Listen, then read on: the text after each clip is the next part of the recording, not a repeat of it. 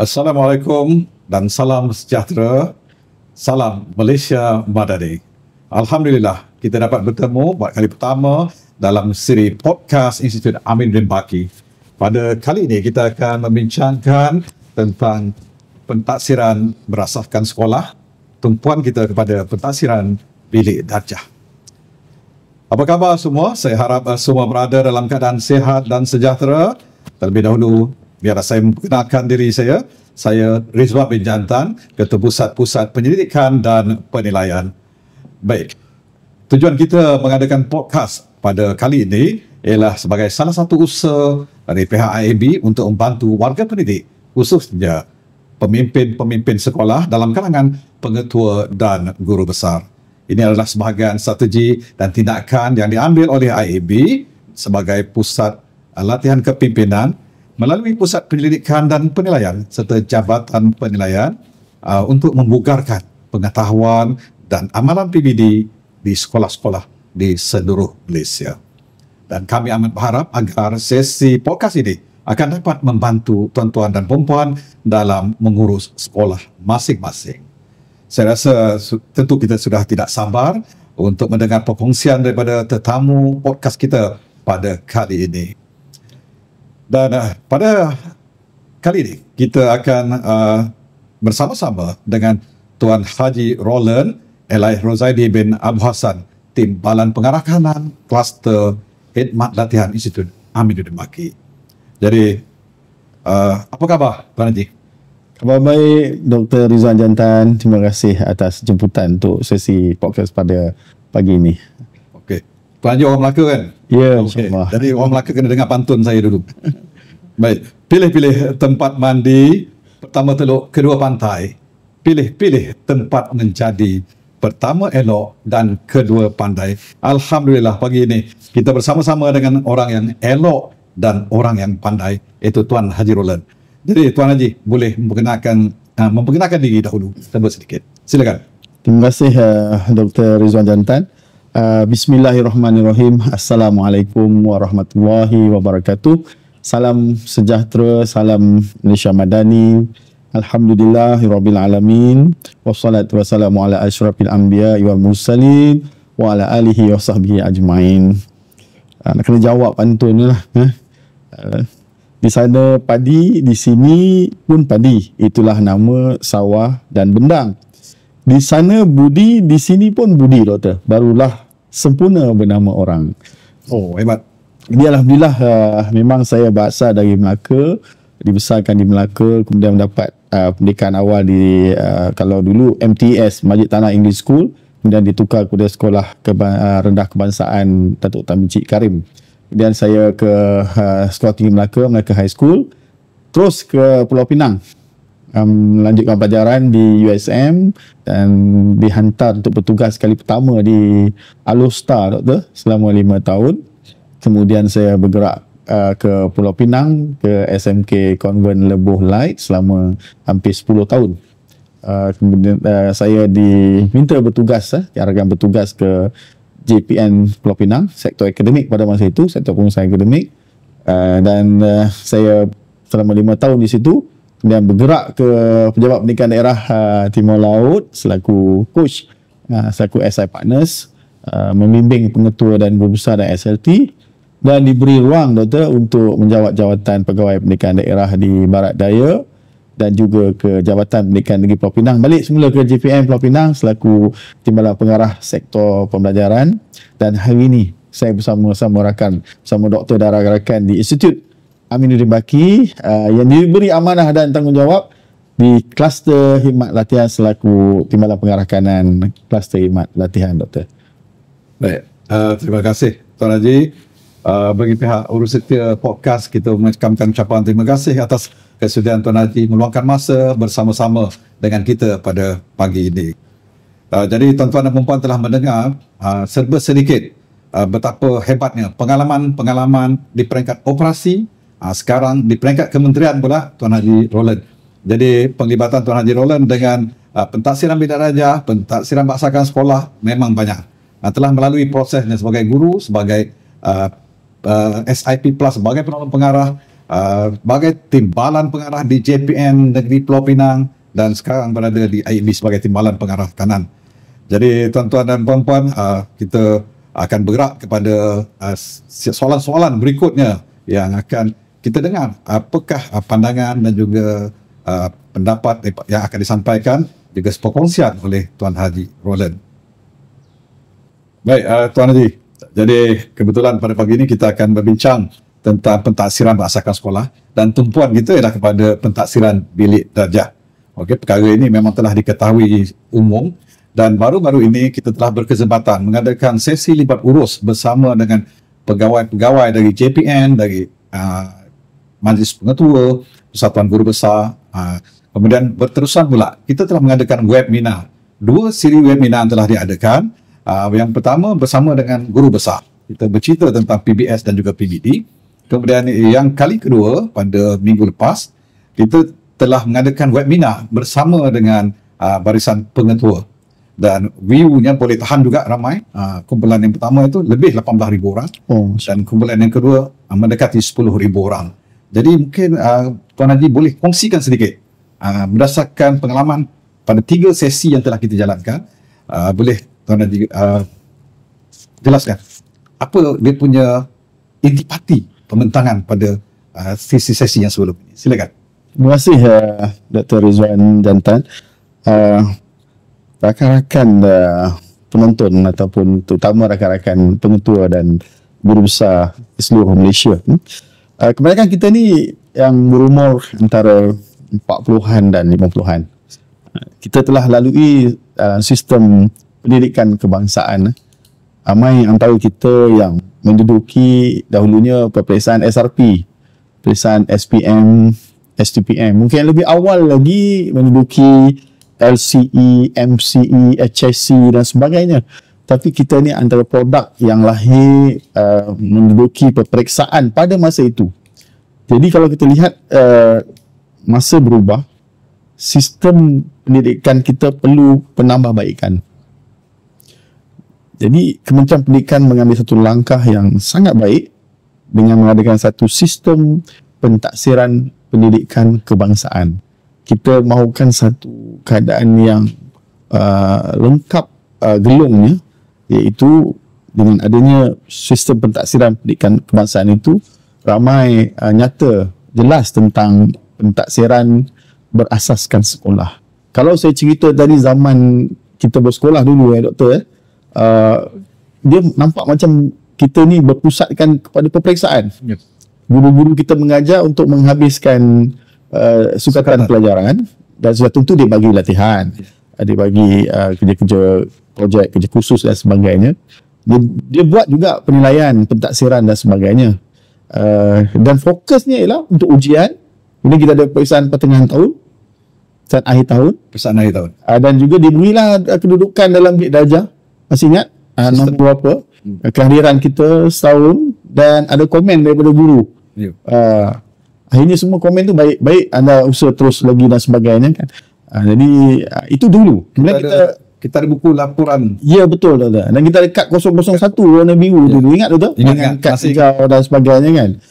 Tapi bila masa berubah, perubahan-perubahan ini perlu disesuaikan dengan keperluan negara dan sebagainya dan keperluan untuk kita memastikan berdasarkan kita merujuk balik kepada falsafah pendidikan kebangsaan kita. Apapun kita ni pendidik, kita kena lihat kepada falsafah pendidikan kebangsaan. Yang selalu saya kata, pendidikan di Malaysia satu usaha yang berterusan kan? Dalam kita melahirkan insan yang seimbang kan? Selalu disebut JC tu, jasmaninya, emosinya, rohaninya kan, intelektualnya kan, sosialnya. Jadi usaha yang berterusan yang akhir nanti kemenjadian murid itu dia ada kepercayaan, kepatuhan kepada Tuhan. Inilah yang kita nak dalam sistem kita. Maka dalam kita buat sesi, kalau doktor ingat, yang dianjurkan oleh pusat penyelidikan dan penilaian dan disokong oleh rakan-rakan kita di IB, dari bahagian teknikal dan sebagainya. Saya bersyukur sebab kita dapat menyampaikan maklumat yang diperlukanlah oleh rakan-rakan pendidik kita di sekolah di luar sana. Jadi bila bercakap tentang PBS ni, pentaksiran berasaskan sekolah ni, yang saya buat, saya terima kasih kita buat flashcard pentaksiran berasaskan sekolah ni. Saya kata tadi satu gelong kan. Kita lengkap untuk kita lihat keupayaan murid tadi. Kita nak tengok pertumbuhan, perkembangan dia. Jadi sudah tentu kalau yang berkaitan tentang aktiviti-aktiviti sukan dan kurikulum, anak-anak kita ambil aktiviti persatuan, badan beruniform, kelab dan sebagainya. Dia memegang, saya tak cerita tadi, memegang jawatan, mengambil bahagian dan sebagainya. Maka dia diberi pentaksiran aktiviti jasmani, sukan dan kurikulum. Jadi ada wajaran-wajarannya. Dan dikira pula dari segi grade dan ini, dan peratusan 10% diambil kira untuk dia akan datang untuk menyambung pelajaran dan sebagainya. Jadi ini sudah tentu di sekolah peranan pentingnya ialah kebanyakannya PK kurikulum lah yang seltinya kan. Jadi itu PJSK. Jadi bila kita kata satu lagi psikometrik, PPSI. Psikometrik kan. So pentaksiran psikometrik ni dah disebut tu lagi dah, ujian aptitude khusus, ujian trait personality, lagi inventory minat kerjaya. Saya dah jelas panjang lebar tu lagi.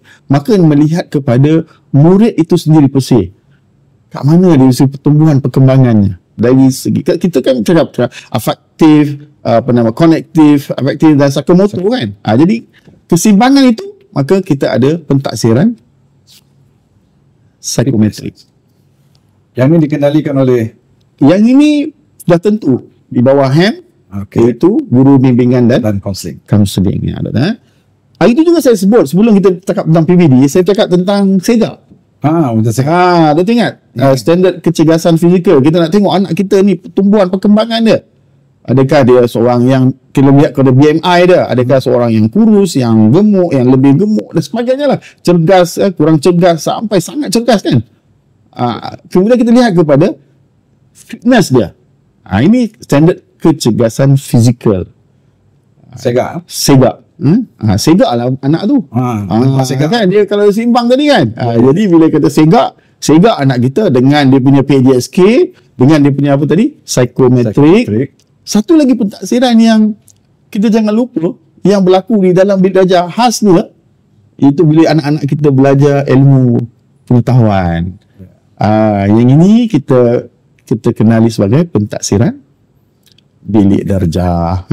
Dalam pentaksiran bilik darjah tu saya dah sebut dah hari tu tentang pembelajaran untuk tujuan tentang pembelajaran, untuk pembelajaran sebagai pembelajaran, tentang pembelajaran. Dan dalam PBD itu nanti ada yang kita kata sebelum ada ujian akhir sesi akademik, yang saya selalu sebut tentang ada pentaksiran formatif berterusan, yang saya kata untuk pembelajaran sebagai pembelajaran. Masih ingat lagi kan? Satu lagi ialah pentaksiran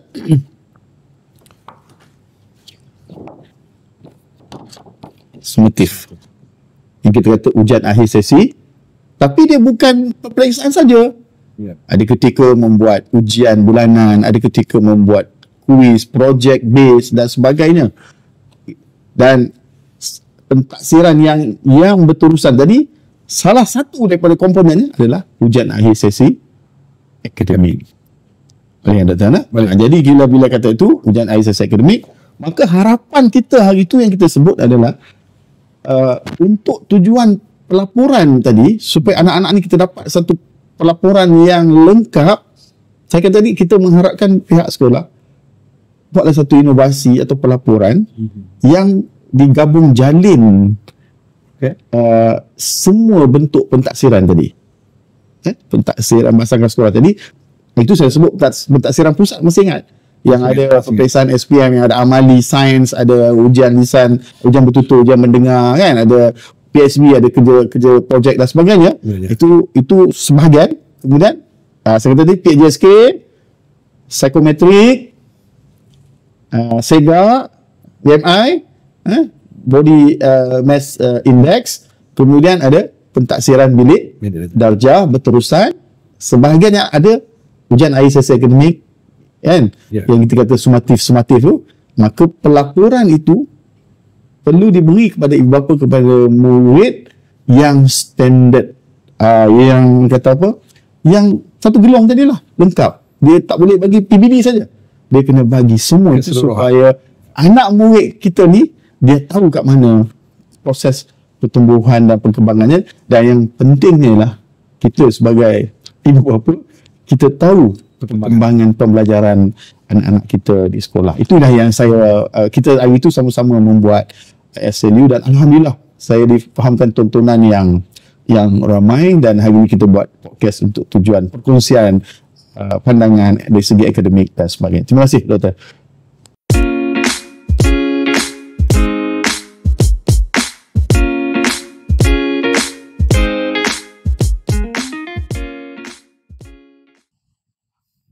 Baik, tadi terima kasih banyak-banyak Tuan Haji. Banyak telah dijelaskan apa yang telah pun dibincangkan dalam sesi Debat Urus dan juga webinar kita sebelum ini. Dan kita telah dengar tadi Tuan Haji menyebut tentang PBS, PBD, PAGSGO, PPSI, SEGA dan sebagainya. Jadi dalam tugas dan tanggungjawab seorang pemimpin sekolah, pengetua dan guru besar, dan pentaksiran bilik darjah ni adalah memang salah satu tugas utama sebagai pemimpin instruksional di sekolah.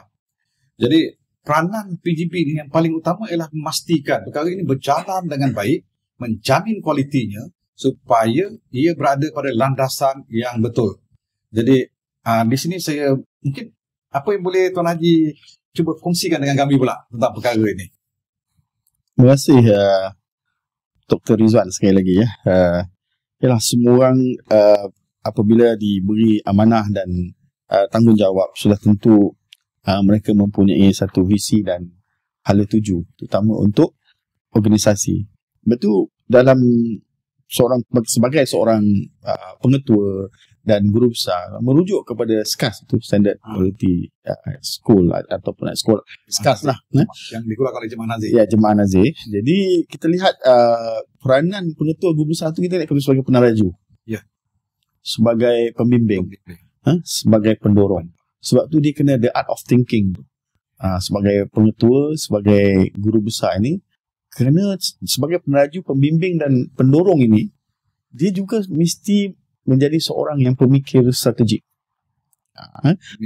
Pemikir strategik. Kerana kebolehan dia, apabila dia dah dapat satu kursus untuk dia jadi pengetua guru besar, yang IAB sendiri yang ada kan, NPQL. Yes, NPQL kan, satu macam satu lesen untuk dia lah, untuk meneraju organisasi sekolah sebagai peneraju, pembimbing dan pendorong tadi.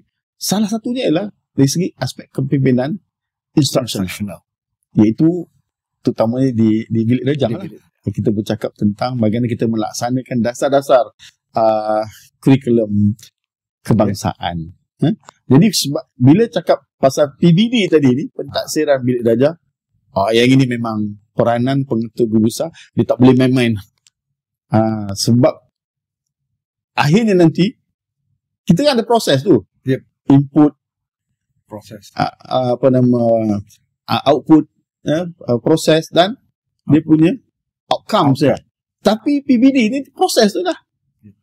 Kan, proses itu untuk melihat bagaimana anak-anak tadi dia dapat, yang saya kata, hak dia untuk melihat kepada pertumbuhan dan perkembangannya.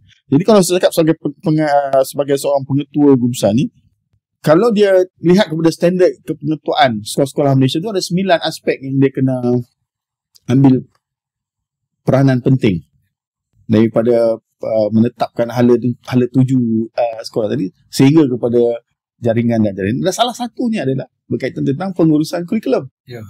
Sebab tu PBD ni tadi, pentaksiran bilik darjah ni tadi, adalah untuk melihat perkembangan anak-anak murid kita di sekolah, terutamanya dalam proses dia belajar ilmu.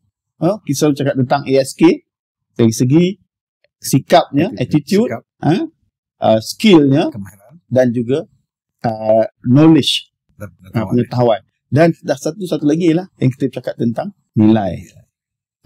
Orang kata adab dan akhlak. Ini selalu disebut manusiawi, pendidikan manusiawi. Buat menteri sebut pendidikan manusiawi kan. Ya. Maknanya anak-anak kita ni adab dulu baru ilmu. Dia beradab. Jadi dalam proses peranan sebagai seorang pengetua dan guru besar ni sudah tentu bila bercakap tentang PBD ni, dia kena wujudkan satu jawatan kuasa di peringkat sekolah. Jawatan kuasa PBS. Dan dalam satu jawatan kuasa PBS tu adalah jawatan kuasa berkaitan tentang PBD. Dengan mengambil kira peranan dia sebagai kepimpinan instruksional tadi, dia meneraju, membimbing, menolong, dia mesti merancang. Sebab itu kita cakap pasal PDCA dan PLOC. Kita selalu cakap kan, dia kena ada planning, kena ada doing, dia kena check dan juga dia kena act. Kan? Plan, do, check, act. Kan? Dia cakap tentang POLC, planning, organizing, leading dan control. Ini peranan pemimpin, POLC. Jadi sudah tentu bila kita cakap tentang peranan pemimpin tadi dalam PBD tadi, Dr. Red, ada jawatan kuasa PBD, dan dalam jawatan kuasa itu semua guru yang berkaitan perlu ada dalam jawatan kuasa. Baik pada guru mata pelajaran di sekolah, kita ada guru mata pelajaran, kemudian kita ada ketua panitia, kita ada, kalau di sekolah menengah kita ada ketua bidang, dan kita ada penolong kanan kan yang menguruskan kurikulum, dan juga kita ada pengetua atau guru besar. Jadi dia perlu ada jawatan kuasa, dan sudah tentu dia perlu ada perancangan. Perancangan ini yang penting. Apa yang dia nak rancang? Itu berkaitan tentang pelaksanaan pentaksiran bilik darjah, itu dengan memastikan pertumbuhan perkembangan murid itu berlaku semasa proses anak-anak ini mendapat pembelajaran yang bermakna. Okey, betul. Setakat itu saya nampak peranan pemimpin. Saya akan ulas lagi nanti apabila sampai masa yang sesuai. Baik, kita nampak penerangan oleh Tuan Haji Roland berkaitan bagaimana pentingnya peranan pengetua dan guru besar sebagai pemimpin instruksional di sekolah. Kita tahu bahawa perkara ini memang dalam khusus MPQL ditekankan. Kita ada modul-modul tentang kepimpinan instruksional. Disambung pula selepas mereka menjadi PGB novice dalam khusus prime, ditekankan lagi tentang peranan mereka sebagai pemimpin instruksional. Okay. Baik, Tuan Haji, saya memang tertarik tadi dengan penjelasan oleh Tuan Haji tentang peranan penting pengetua dan guru besar berdasarkan pelbagai kompetensi yang telah Kementerian Pendidikan sediakan untuk pemimpin-pemimpin sekolah. Baik. Jadi peranan guru besar kita dah tahu. Apakah yang perlu dibuat, jaminan kualitinya, merancang, mengawal dan sebagainya. Jadi kita lihat bahawa antara elemen yang penting di sekolah ialah guru. Jadi sebagai guru mata pelajaran, bagaimana Tuan Haji melihat peranan yang boleh dimainkan oleh mereka? Silakan. Terima kasih sekali lagi Dr. Rizwan. Saya sebenarnya nak tambah tadi peranan pengetua tadi bila dia sebagai peneraju, pembimbing dan pendorong ni. Pengetua guru besar ni perlu lakukan bimbingan dan pementoran. Okey. Jadi kalau kita tengok dia punya 5 keadaan bila dia nak laksanakan bimbingan dan pementoran ni, selalunya perlu ada sesi yang banyak kali dengan pihak ketua panitia, guru mata pelajaran, ketua bidang sebagainya. Selalu ni mesti yang pertama tu dipanggil, what is your question? Soalan-soalan yang ditanya perlu dirancang. Dan sebagai pengetua yang membimbing ni, dia perlu yang kedua tu ialah dia perlu listening, dia perlu dengar apa yang dimaklumkan oleh guru mata pelajaran, ketua panitia dan sebagainya semasa sesi perbincangan tu.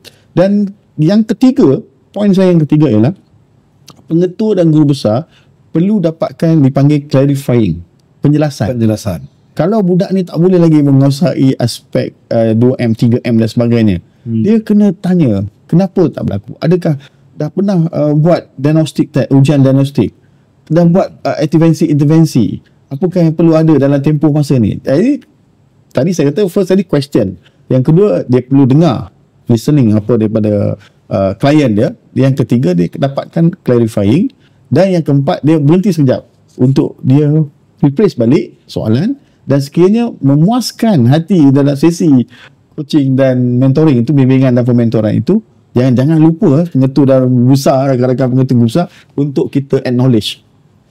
Kita kena puji cikgu-cikgu kita yang telah bertungkul lumus melaksanakan tugasnya terutama di bilik darjah dalam memastikan adanya pengajaran dan pembelajaran yang bermakna.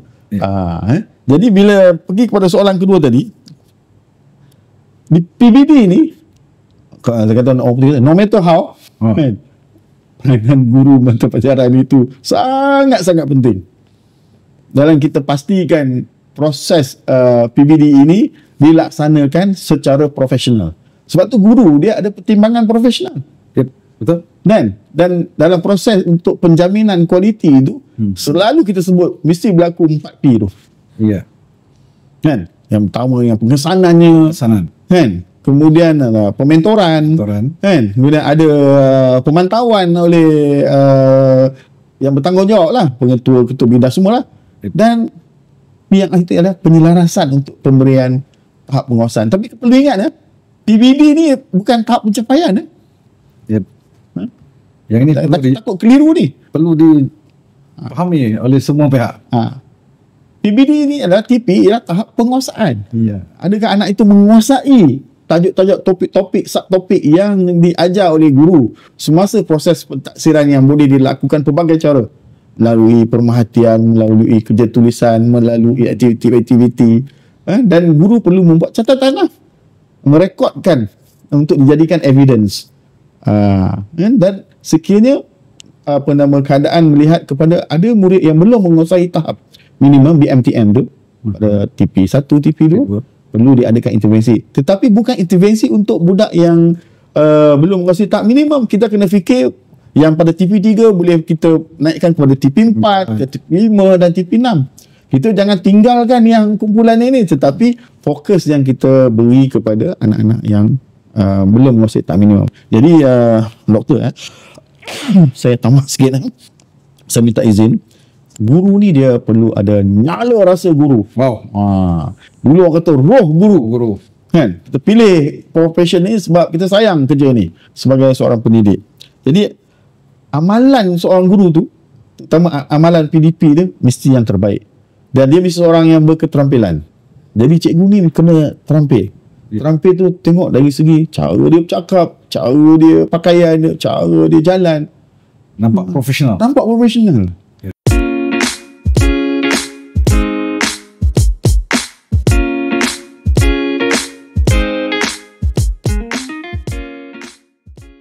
Jadi saya minta izin sekali lagi doktor, sebagai guru ni sudah tentu yang pertama dia perlu ada knowledge base, Pengetahuan. kan. Kemudian skill ni kita kan tak bercakap tentang soft skill, hard skill tau. Kita dah bercakap tentang smart skill dan technical skill. Sekarang kita pendidikan digital doktor, so technical skill ni kena ada. Kan. Kemudian smart skill dia nak membuat keputusan. Kemudian soft skill banyaklah. Yang hard skill tadi banyak kepada yang menggunakan hands on. Jadi selain daripada itu, amalan nilai cikgu kena jaga. Kalam tutur kata kita dengan murid-murid kena jaga. Sebab kita adalah role model, contoh. Role model. Dan kita selalu berkongsi amalan terbaik kita, good practices. Kita bercakap tentang CPD, ladap, kita cakap tentang PLC. Itu ruang lingkup kita. Kita bercakap tentang bina upaya seorang guru, dan sudah tentu sebagai seorang guru ni, perancangan dia untuk mengajar ni selalunya ada 3 kuadran tu. Betul, mesti ingat. Dan kurikulum kebangsaan tu, satu kurikulum dan dibagi di SKM, dokumen standard kurikulum dan pentaksiran tu, standard kandungan, standard pembelajaran, standard prestasi tu kan. Dan kemudian dari segi pedagogi. Kan? Dan yang ketiga dari segi pentaksiran. Yang pedagogi itu saya mohon rakan-rakan pengetua guru besar untuk pastikan guru-guru kita dia baca berkaitan tentang modul-modul yang disediakan oleh BPK. Ada banyak. Ya, saya baca kan sini. Modul pembelajaran master e-learning. Modul kecerdasan pelbagai. Modul pembelajaran berasaskan projek. Kalau bahasa Inggeris projek based learning lah. Pembelajaran teradun. blended learning kita bercakap. Pembelajaran akses kendiri. Okay. Okey. Kemudian modul berkaitan kepimpinan dan pengurusan. Modul-modul ini membantu guru untuk meningkatkan kompetensi dia. Untuk menjadi ada nyala rasa guru untuk dia jadi seorang guru yang terbaik. Dah pasti pentaksiran yang dilaksanakan terbaik dan kita nak tengok anak-anak kita menjadi doktor. Inilah peranan kita di Kementerian Pendidikan. Terima kasih doktor untuk soalan tu. Naik semangat bila dengar Haji sebut tentang nyala rasa ni. Rasa macam kita kena panggil Dr. Azam di KPPN kita. Itu sudah pasti. Tapi jangan lupa pengarah kita juga kita panggil nanti untuk ni. Okey, baik Tuan Haji.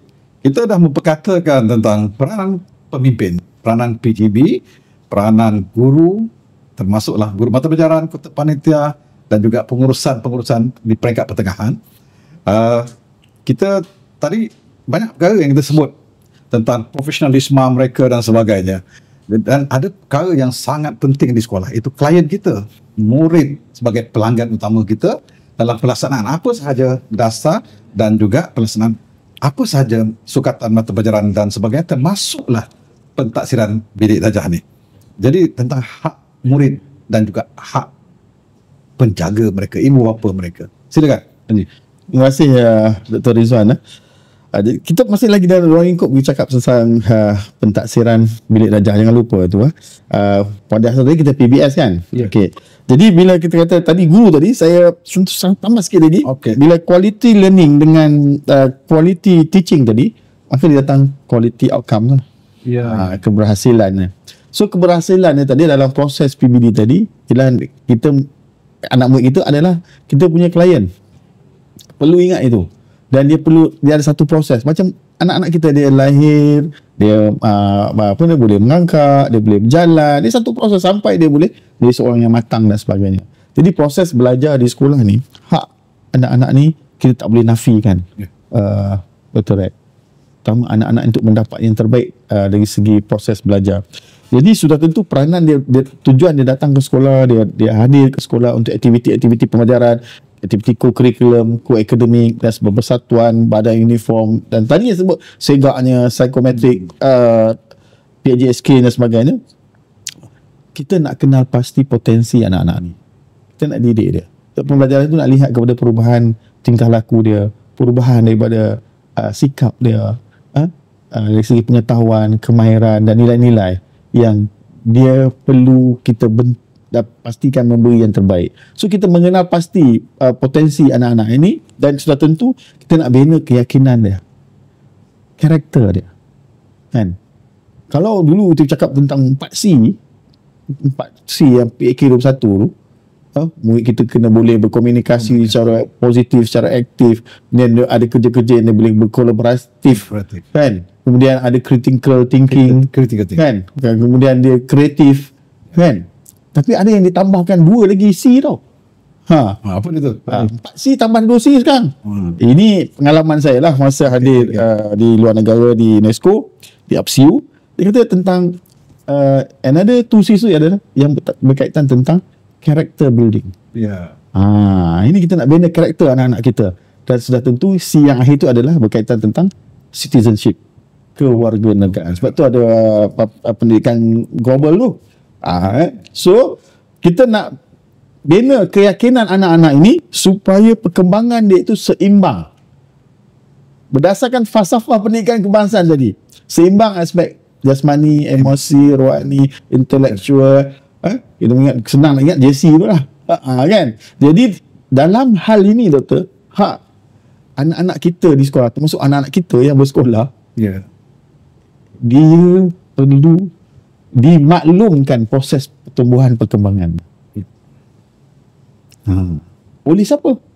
Oleh guru mata pelajaran, oleh guru bimbingan dan kaunseling, oleh guru-guru yang menguruskan PJSK, guru yang menguruskan psikometriknya, guru yang menguruskan segaknya. Maknanya perlu ada dialog prestasi, perlu ada pelaporan kepada anak-anak ini secara berkala.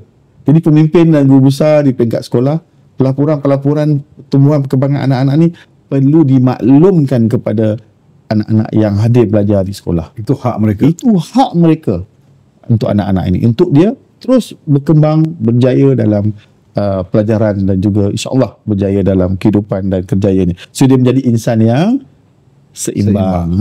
Okey. Jadi kalau kita lihat kepada peranan tadi pemimpin, peranan guru, mata pelajaran, peranan ketua bidang dan sebagainya, kita jangan lupa semua ni ada dalam konsep Malaysia Madani. Alright. Bagaimana kita nak kaitkan tu? Dalam kita tentang kesejahteraan. Ya. Ini kesejahteraan anak-anak kita dia belajar. Saya kata sifat ihsan. Peranan guru mata pelajaran, peranan kita melihat kepada lebih pentingnya pertumbuhan perkembangan anak, hak mereka. Dan perlu ada satu kemampanan, mampan. Dan dipupuk, saya kata tadi, keyakinan anak-anak ini. Yakin dia boleh. Dia boleh laksanakan. Kita perlu pastikan anak-anak ini diberi peluang sebaik mungkin. Saya ingat yang Bomak Malaysia pernah berkata, no child left behind. Tak ada murid yang perlu ditinggalkan, disisihkan. Semua ada hak. Baik murid tu di penempatan orang asli, doktor. Baik murid tu berada di pedalaman 1, pedalaman 2, pedalaman 3, sekolah K9, K11, sekolah bandar, luar bandar.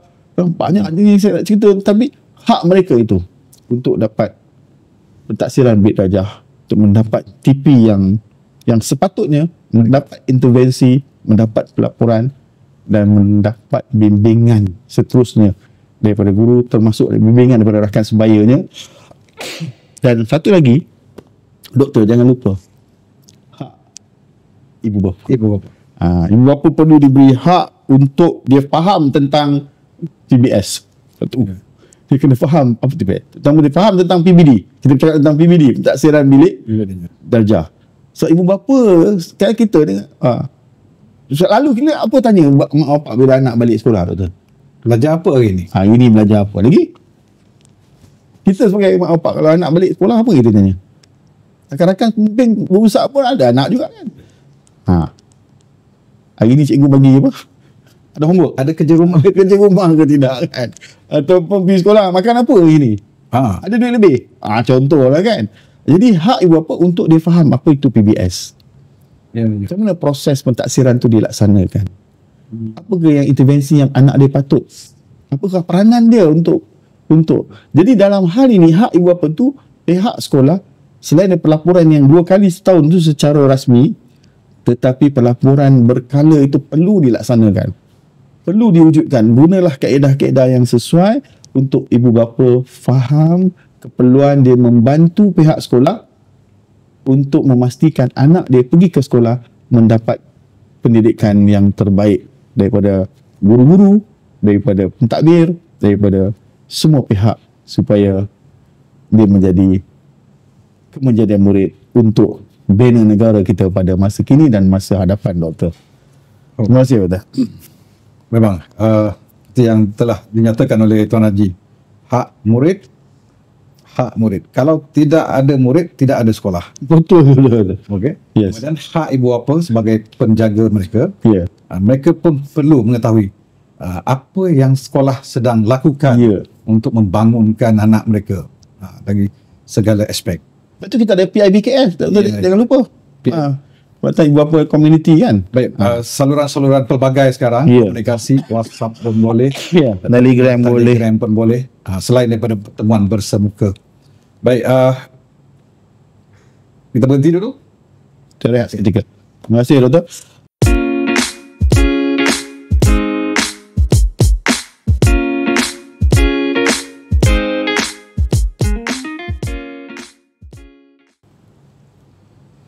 Okey, Tuan Haji, banyak yang telah kita perkatakan daripada mula tadi. Baik, jadi pada pandangan Tuan Haji, perkara-perkara yang berkait dengan PBD, PBS ini telah pun lama diperkatakan. Jadi, apakah aspirasi daripada Tuan Haji selaku Timbalan Pengarah Kanan Latihan AEB? Terima kasih sekali lagi Dr. Rizwan. Soalan ni mencabar ni, Dr. Rizwan. Memang sengaja saya beri soalan. Semua orang mempunyai satu aspirasi, tapi sebenarnya saya bercakap tentang peranan kita sebagai seorang pendidik. Kita sebut sekarang ni nyala rasa guru. Yep. Dan pengetua guru besar ni pun adalah pendidik. Dia jangan lupa. Selain daripada dia memimpin pengurusan, memimpin instructional, menjadi pemikir strategik dan sebagainya, dia juga adalah sebagai seorang guru mata pelajaran. Jadi aspirasinya yang saya sebagai seorang pendidik juga, sebagai cikgu lah. Kita ni cikgu. Sekali menjadi guru, selama-lamanya guru. Jadi kalau kita lihat visi dan misi kementerian tu, Dr. Rizwan, Yep. kita kata pendidikan berkualiti, insan terdidik, negara sejahtera. Aspirasi saya lain untuk melihat, kita bukan melihat kejayaan kita sekarang. Zaman kita yang kita ambil SRP, SPM, STPM, pergi diploma, ijazah, itu zaman kita. Kita dah lalui satu naratif kejayaan, success story kita. Kita bercakap tentang bina negara sekarang, nation building. Kita bercakap tentang aspirasi bagaimana, adakah negara kita ini, Malaysia ini, kemampanan untuk generasi yang sedia ada, yang masa kini, untuk kita moving forward untuk generasi yang masa depan. Kita bercakap tentang, kalau kita cakap tentang kemajuan negara, banyak aspek kita boleh cakap tentang kemajuan negara. Bolehkah kita mampan, sejahtera negara kita, mampannya negara kita, adanya sifat ihsan, adanya daya cipta, adanya amalan-amalan hormat. Ini yang dibawakan Malaysia Madani ni. Ya. Jadi aspirasi inilah yang perlu ada di kalangan pendidik untuk bersama-sama dengan kerajaan melaksanakan segala dasar-dasar kurikulum, sistem taksiran pendidikan kebangsaan. Kita lakukan secara profesional. Saya ulang sekali, kita bukan bercakap tentang kita.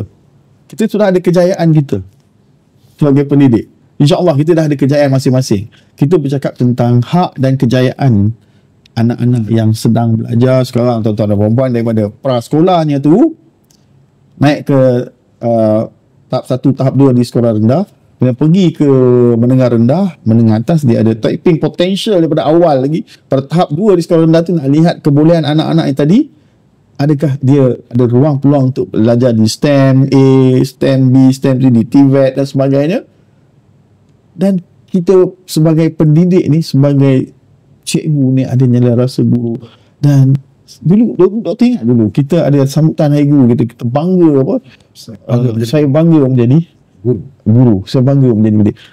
Dan percayalah doktor, bila kita buat yang terbaik untuk anak-anak murid kita ini, sudah tentu orang lain akan buat terbaik untuk diri kita dan anak-anak kita yang lain. Ini saya sangat yakin. Jadi kepada rakan-rakan pengetua dan guru besar, kepada rakan-rakan pendidik, nyala rasa guru, seorang guru perlu ada sikap positif. Bangga kita menjadi pendidik. Tak salah kita buat apa selamat hari raya, apa semua tu tak salah. Tetapi MMI, melindungi masa instructional tu, kena kita jaga, dan kita mesti seorang yang positif, yang profesional, kerana kita diberi amanah dan tanggungjawab oleh Allah Subhanahu Wa Taala, dan diberi tanggungjawab oleh pihak kerajaan pada hari ini untuk melaksanakan semua dasar-dasar berkaitan pendidikan kebangsaan yang kita bincang pada hari ini. Sistem pentaksiran pendidikan kebangsaan, kita fokuskan kepada PBD berkaitan peranan pemimpin, peranan guru mata pelajaran, peranan pihak guru, pihak murid. Saya terlupa tadi satu, doktor. Last but not least, peranan yang perlu dimainkan oleh rakan-rakan sinergi kita di PPD dan juga di JPN. Mereka ini perlu memastikan ada latihan yang berterusan, ada proses-proses penataran, dan juga doktor pernah ingat Jeman Aziz sebut penampi. Yep. Kan? Proses penampi dah. Saya pun kadang lupa juga. Perancangan, pelaksanaan, pemantauan, kan? Perbincangan, kemudian mentoran dan sebagainya, dan pendokumentasian. Ini proses lah, proses. Jadi cantiklah sistem kita. Dah elok dah sistem kita ni. Kita lakukan yang terbaik kerana kita guru yang terbaik kerana ada Nyala Rasa Guru. Sekian, wabillahi taufiq wal hidayah. Wassalamualaikum warahmatullahi wabarakatuh. Terima kasih. Baik, berbanyak terima kasih kepada Tuan Haji. Memang semangat kita mendengar Tuan Haji, penuh dengan semangat seorang guru. Nyala rasa guru tu memang saya nampak pada Tuan Haji. Nyala rasa guru.